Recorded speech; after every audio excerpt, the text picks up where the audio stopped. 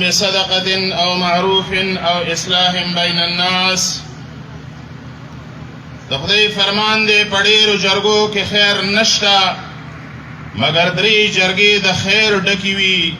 یو هغه چې د یو غریب سره د مرستې لپاره وي، دویم هغه چې د څه ښېګړې لپاره وي، او دریم هغه جرګه چې د قام د ښېګړې او د اصلاح لپاره وي. ارواحات اجمل خټک وایي که پېښور دی او که کوټه زما کور دی، زما کور دی، که کابل که قندهار دی زما رور دی.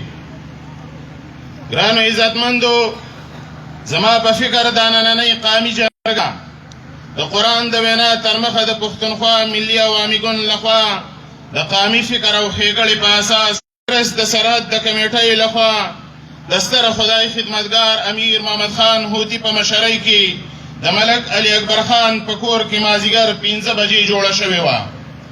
که باچا خان، خان شهید او د صمد خان، فقیر پی کاکاجي صنوبر حسین، سالار مولادات د ټانګ، ملک کنور جان د ډیایی خان، غلام محمد خان تتور د ټانګ، ملک قصور زمان خان د بنو، ملک یعقوب خان د بنو، کوټورام د لکی مروت، مولانا محمد علي د مردان او د قاضي عطاالله په شان سپېڅلي خو نن نشته، خو د هغوی اروا نن هم د ملي ارمانونو در ترسره کولو په ارمان په عالم ارواح کې په انتظار ناست دي. د دغه یاده تاریخي جرګه کې د پښتنو د راتلونکي د نجات غږ شوی و. قامي غږ سر ته رسي او که نه، خو مهم دا وي چې سم وخت کې قامي غږ چا پورته کړی و او که نه. جرګه د پښتنو په تاریخ کې ډېر لوی لرغونی ارزښت لري. د ولسواکۍ، روادارۍ او زغم حقیقي روح هم په جرګه کې وي. قامي جرګه همیش د کم ګوند نه بلکې د قام وي. د 20مې پېړۍ په 3 لسیزه کې را جوړه شوې دا قامي جرګه د دې خبرې ثبوت وړاندې کوي چې د پښتنو قامي جرګه مترقي پاتې شوې. جرګه نن هم د نړۍ سره د تللو سیالي کولی. څومره هم قامونه اوسي، نو په خپلو جغرافیایي پولو کې د خپل کلتور په رڼا کې ژوند کوي. نننۍ نړۍ که د قامیت په سټه د قامي سیالۍ دپاره ده، قامیت چرې هم د اسلام په ضد نظریه نه ده. نه د اسلام نه د قامیت ټولې هم قرآن په سوره حجرات کې د قامیت حقیقت دی او ټولنې د وګړو شناخت بللی دی. موږ شناخت په موندلو او درک کولو پسې راغونډ شوي.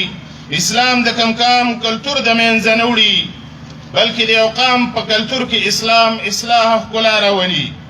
که قامونه او کلتورونه اسلام بشپړ تحلیل کولی، نو اسلام به د حجاز د خاورې نه چرې هم تر هندونیشیا چې 1400 کاله پخوا قامیت، عربیت، عجمیت، قریشیت د اسلام په ضد باندې نه و، نو جدید نشنلزم د مرترقي ارتقایي مزل نه پس قامپالي څنګه موږ د اسلام په ضد باندې ګرځولی شو.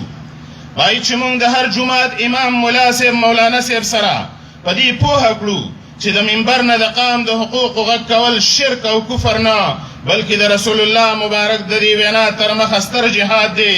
قامپالي د وطن او ولس د ستونزو کړم او غږ بادار ته رسول ګناه نه بلکې د ثواب کار دی.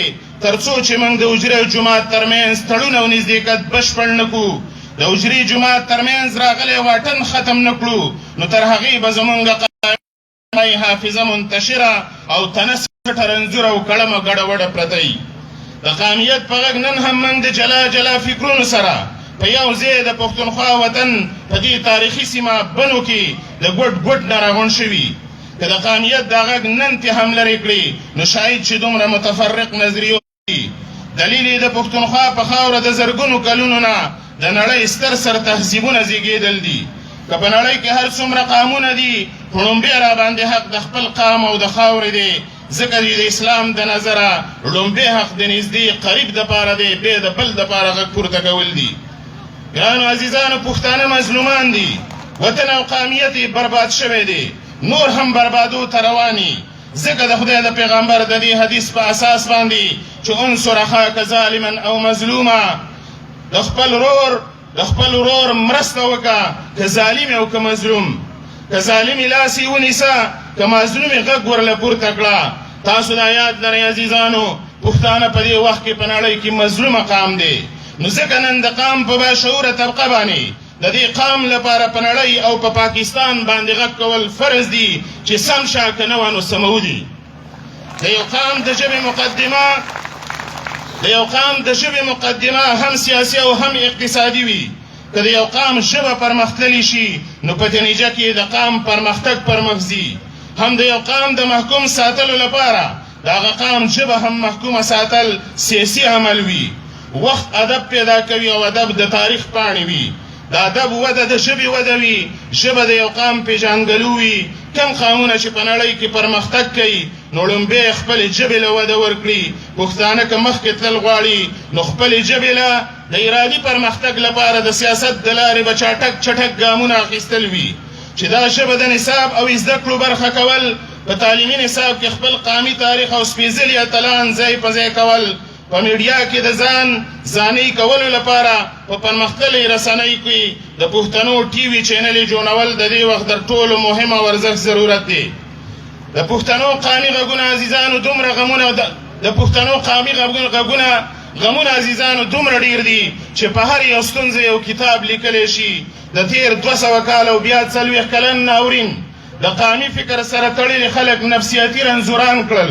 دا قامي ستونزې مو دومره ډېرې ځکه دي چې موږ خپل قامي ژوند، خپل قامي غږ نه لرو، په خپله خاوره او وسایلو کوم اختیار نه لرو.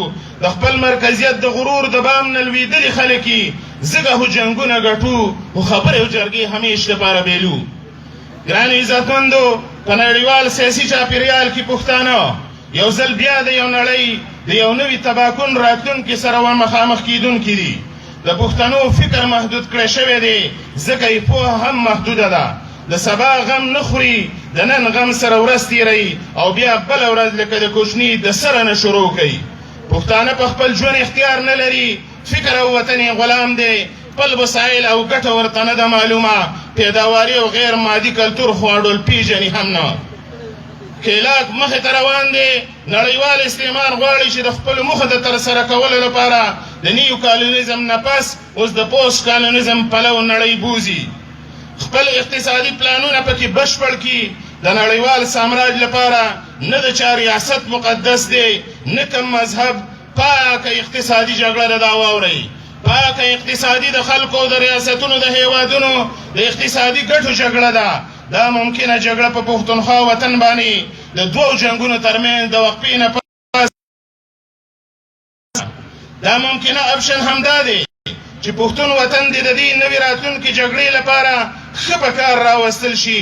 نو ځکه پښتنو ته په دې وخت کې تر هر وخت زیات د فکري بیدارۍ او یو بل ته د لاس ورکولو اړتیا ده چې د تېر وخت نه عبرت واخلو او پاتې چپو ته باړي.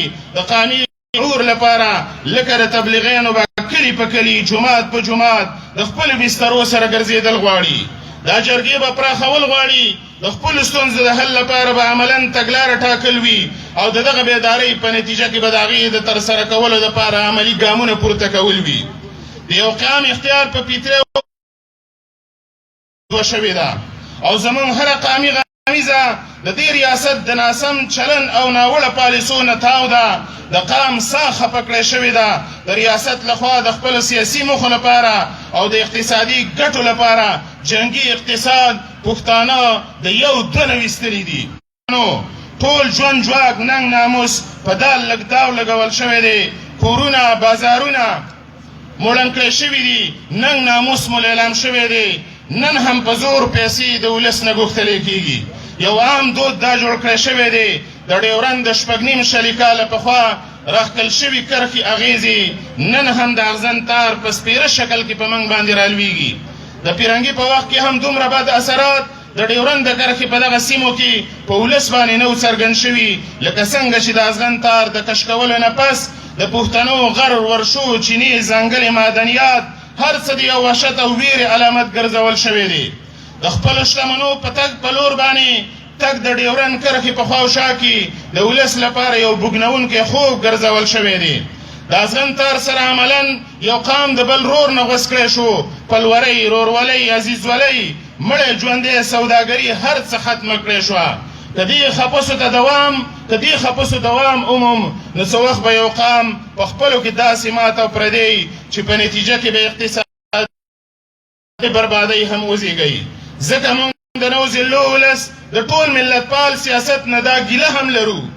ځکه موږ د نو ضلعو پښتانه د باجوړ نه د وزیرستانه پورې د خپل ملي سیاستپالو سیاسي مشرانو نه دا ګیله هم لرو چې څومره بدبختو سره باجوړ نه لارو کې هم د سوداګرو لپاره هوره ستونزې سیاسي تحولات او تریخوالی جوړول شي.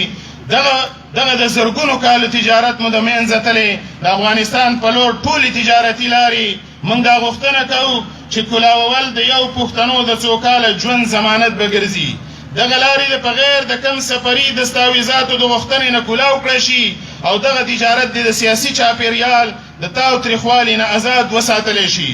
د پښتنو لر او بر وطن دوه لویې قامي ګډې ستونزې لري چې یو بدامني او دویم د جنت په شان د سرو سپینو نه ډک وطن کې ملا ماتانو عزتمندو بدامني او فقر دواړه کسبي راوړل شوي سیاسي عملونه دي. د دې خاورې تاریخ تشدد نه بلکې د امن ستر د بودا تهذیب او د سپېڅلي باچا خان او د خان شهید ارواښاد خان شهید عبدالصمد خان وجودونه او تنستي دي. که په دې خاوره امن شي نو مخې ته که موږ ودرېدلی نه شو باید چې موږ د هغې مرسته هم ونه کړو. ګرانو موږ دا غوښتنه هم کوو دا غږ هم کوو چې دا خبره دې هم د دې جرګې په پرېکړو کې شامل کړی شي چې په دې خاوره باندې جوړ ناتار مذهبي نه بلکې سیاسي جګړه ده. پښتو او اسلام سره هیڅ تضاد 1400 کاله نه دی خوړلی نو اوس یې ولې د یو بل سره خوري. خوا په خاوره مذهبي او قامپاله ګوندونه دي او داسې تړون اتحادیه او نزدېکت ولري چې قامي مسایلو لپاره هغوی بشپړ روان شي.